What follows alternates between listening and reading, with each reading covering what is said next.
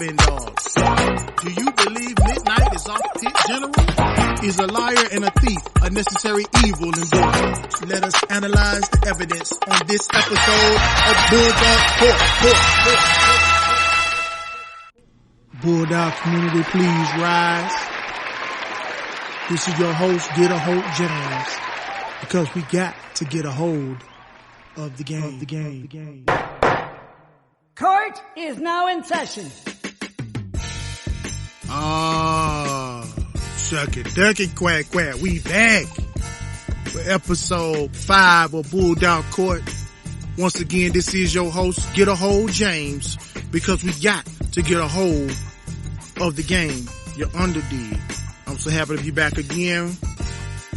Really enjoyed last episode. Really enjoyed the comments, the dialogue, people going back and forth, stating they claim on the boys line, which ones that they think is the top ones from last week. They was talking about, Sparky being under consideration at, grand champion, bred to a lot of Emmett females though.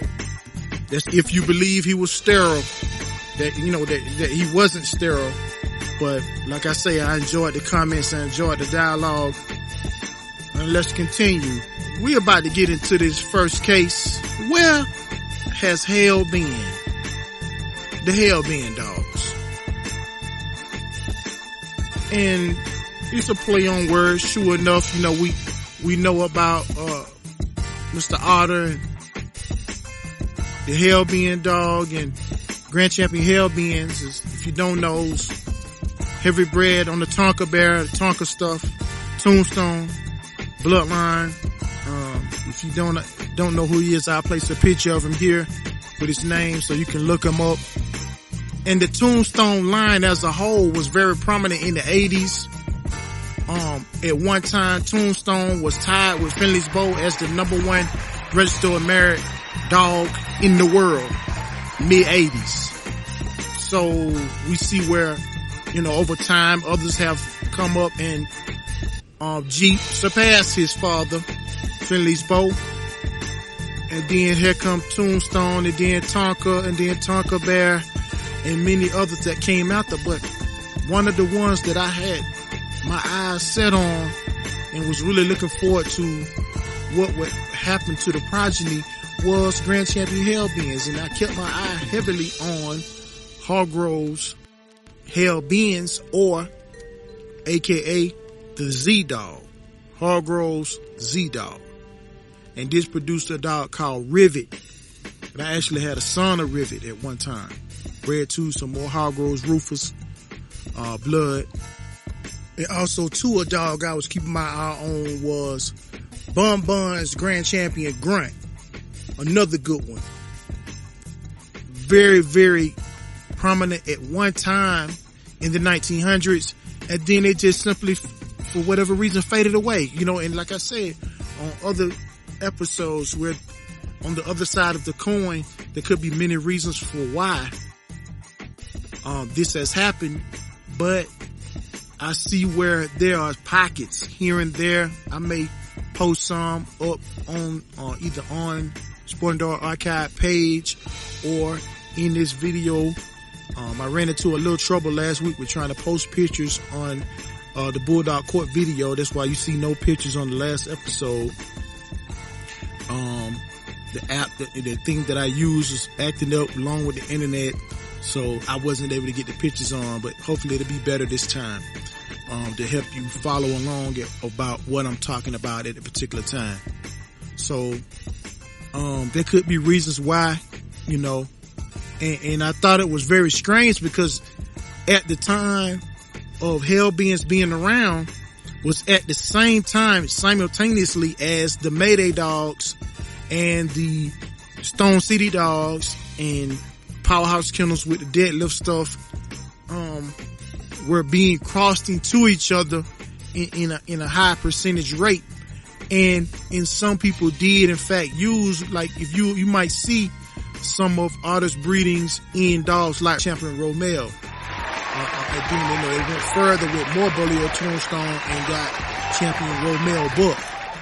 And so it was clear to see that the Bulldog Tombstone cross was working, but why people didn't go into, and I thought that the Hellbend's dog was just a meaner dog, had a meaner demeanor about themselves, you know, just an angry animal, very intense, very high intense level animal, and I thought that would fit the Red Bull Jocko strand perfectly.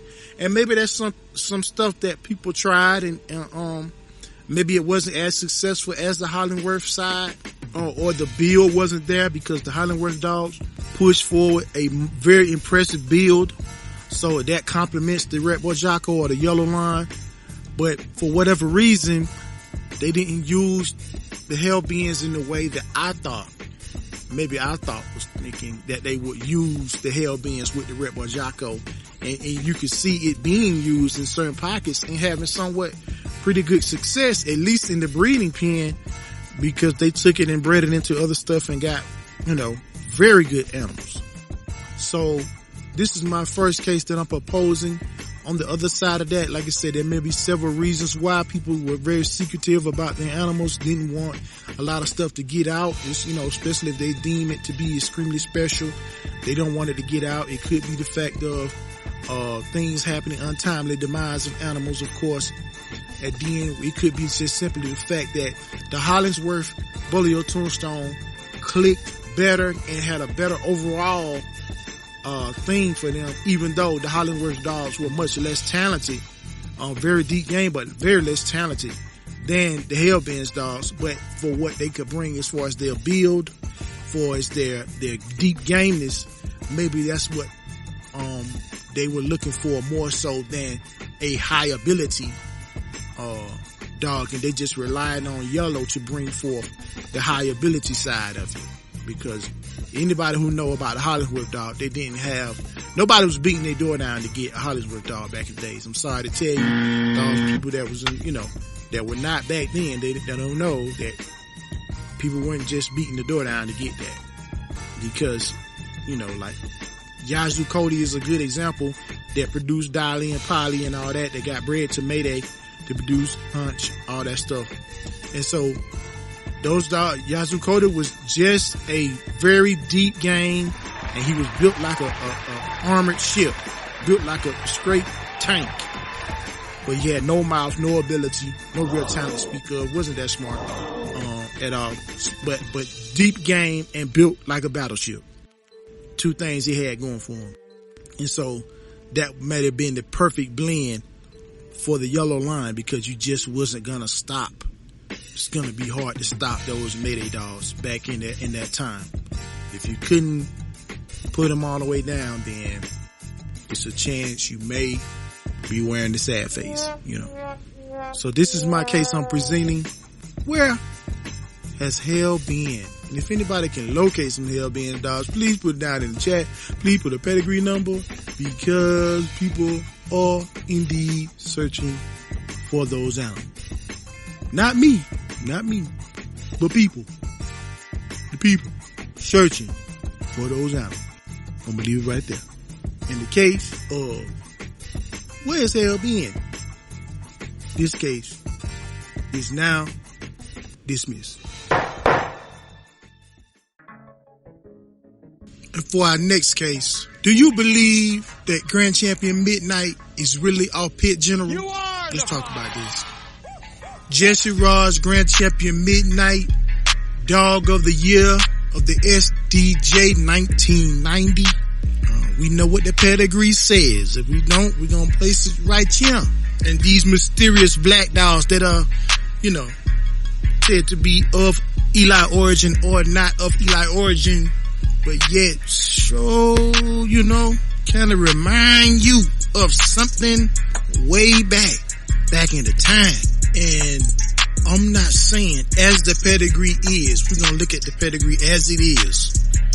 We're looking at Indian Pistol as the sire, which is a great combination of, you know, off of Holtz Jeremiah, which is off Bullison and Art Smithsy, and they bred Holtz Jeremiah back to Art Smithsy to get Indian Pistol. Nothing wrong with that in my eyes. 3/4 Carver, quarter Eli Carver go all day, every day. In the bottom side, Indian Vino, POR. Both of those dogs are POR. Heavy Bolio Tombstone when Indian Sunny had Bolio, I guess. A lot of those Indian Crusher, heavy Bolio Tombstone. Crumbs Cremator is also in the pedigree on the bottom side. So we looking at an Eli Carver on top, Bolio Tombstone on bottom with touches of Carvino or whatnot, through Indian Crusher. Outstanding cross. Could easily make a grand champion, a special animal. Just by that recipe right there is enough to, pretty much get the job done in many different circles in any different time. Whether you're talking about the 90s or you talking about the 1960s, this could get the job done. Just as the pedigree is. But that ain't what we talking about. That's one way of looking at it. That's the one side of the coin. And those are the people who believe that, then I can't see where you could be wrong because of what the results were might suggest exactly the way that he performed. But he was a little more nastier than that. He was a little more devastating than the average devastator could be. He was a little more nasty than the nasty we normally see from a cross like that would give one to suggest, and the rumor mill began to swirl behind a dog that was stolen who was just as devastating and destructive and outstanding by many people's accounts. A dog bred by Mr. Danny Burton many, many years ago, owned by Don Mayfield, the late Don Mayfield, Pit General. A destroyer. When he bit, he crushed. When he bit, he crushed. I had to repeat that. Devastating animal. If you look at the pictures of him, eerily similar. Big black dog. But so the Eli's dogs are big black dogs as well. You know what I'm saying? So it's, the lines can be blurred, but it's just in the performance, I think, what caused people to kind of raise eyebrows to the way that he was bred. The people surrounding the breeding. Indian Sunny being the number one suspect. Indian Sunny being the number one suspect. Somebody who was known for being a dog thief. They just call it what it is. People knew him as, was stealing, but he didn't play no games either. A Native American lived on a reservation, they say, and was stolen from. Karma did come back around. It was stolen from and did steal, from what I've heard. And that will give way into my next case and final case. And this is just one incident where you may not get if this is true, that Pit General was this, and we know that Bolio also was a stolen dog. And that's what karma came back, because Pat Patrick has said that Indian Sunny stole a dog from him. Some other people stole a dog from Indian Sunny. That was the Bolio dog. He said he had nothing to do with it, but you received stolen goods. That's a case for another day. So, and without Pat Patrick getting Bolio, or without Pit General being stolen and ended up in Indian Sunny's hands, we don't know that for sure, but this is just for the case here, that you don't get a Grand Champion Midnight or a Champion Midnight Junior or a Grand Champion Vengeance for that matter down the line without the thievery, without the stealing and the lies. You may never see those animals. Now that could be good or bad, but that's for the next case. But we're just going to go right here with, do you believe that Pit General is the sire of Jesse Raj Grand Champion Midnight? Or do the times even match up? For when Pit General was around, we were stolen around that time, but it's just that the people involved with the breeding of Midnight would suggest that it's a possibility that he had Pit General, that Indian Sunny did have Pit General, along, just like he had Bolio. And, Pat Patrick took a stolen dog and built his entire legacy off that stolen dog. So, but we're going to get into that next case.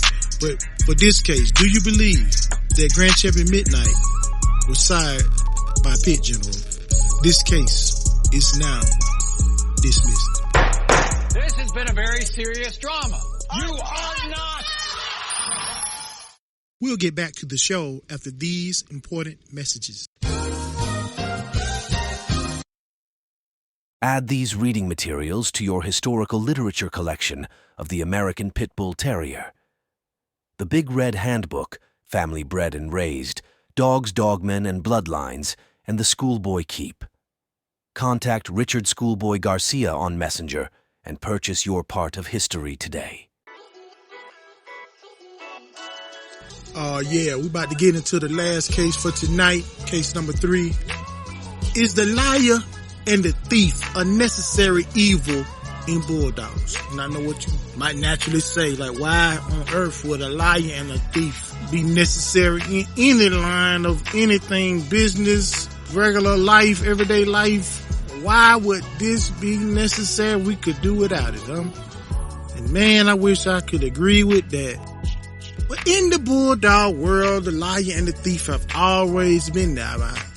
I've heard the legendary, I call him legendary. He don't like that, but I like to say it because I believe he is. The Honorable J-Bo talk about the lies that shaped and molded the game, which is a very profound statement, because when we go into the history books, when we go into the stories, when we hear the interviews of some of the old time dog men, and now that they are no longer in dogs, they don't have anything to worry about, or they're not competing in that, or not involved in that lifestyle anymore, they can, let their hair down and tell the truth about some things. And there was a lot of stealing going on.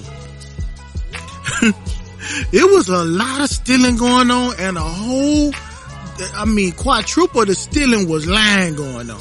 A lot of that, all that, we so private, and we don't deal with nobody, and we don't breed to other people's stuff. It was a lot of breeding to other people's stuff when you hear the interviews, with the old timers. They was breeding with each other. They just wasn't telling you they was breeding to each other. They wasn't telling the world. It was never in a magazine. It probably never ended up in a pedigree, but yeah, they was doing some breeding, cause some cahooting was going on. Some passing around of some stolen goods was going on too. You know what I'm saying? We always talk about Indian Bolio and how Bolio was in a lot of people's hands before it even got to Indian Sonny.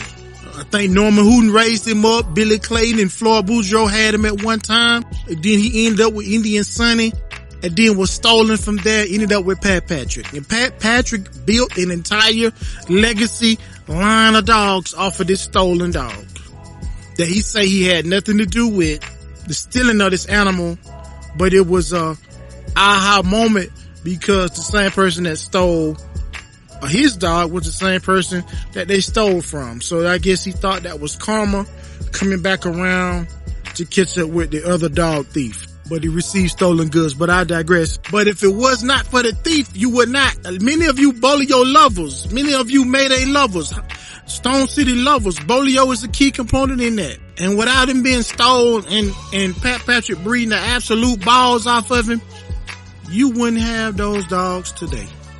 Just be honest.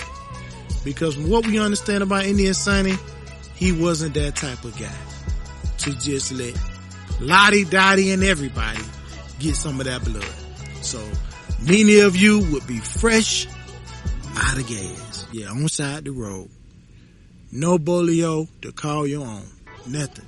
And we see where, many other dogs were stolen. Eli was stolen, Eli Jr. was stolen, and Grand Champion Art was stolen. And I think that says a lot to me about Bullison versus Eli Jr. They must have been more friendlier dogs than Bullison, because you don't hear about Honey Bunch getting stolen because she'll bite you. You don't hear about Bullison getting stolen because he'll bite you. You don't hear about Betty Boot, whatever the boots that beat him, his son. None of that stuff getting stolen, because they would eat you alive. But I guess maybe they put a coat over Grand Champion Art's head, or Eli Jr.'s head, or Eli's head, and stole them. I don't know. But I just know that those animals were stolen and taken and produced other dogs. I just mentioned about Pit General being stolen And if that story is true in the second case that we covered, then you wouldn't get Grand Champion Midnight, nor would you be able to get a Midnight Junior or any of that Whitefoot. You wouldn't be able to get Grand Champion Vengeance, without that thievery taking place. Or is on the other side of the coin, is that just by happenstance those things happen? But out of those animals that came to light after being stolen, how many animals were stolen and lies were told to cover up the thievery, and those dogs never resurfaced again? Truth didn't ever come out in the end. And people say that a lot about, eventually the truth will come out. It's been different cases in my life and time where some people took the truth to the grave. It never came out. Some people just didn't tell nobody. Sometimes people tell other people, and then even as soon as they die, they did such and such, don't you? Yeah, they did now. We can tell it now, but yeah, he did this and he did that and they did this after the fact. But some people never told a soul what they did. And when they died, there did the secret go with them into the grave. So I'm just asking the Bulldog community, and once again, I have to say this on every episode, I am not the judge nor jury, for it is up to you, the Bulldog community, to decide which way the tide may roll. And in the case of, is the liar and a thief a necessary evil in Bulldogs? This case is now dismissed.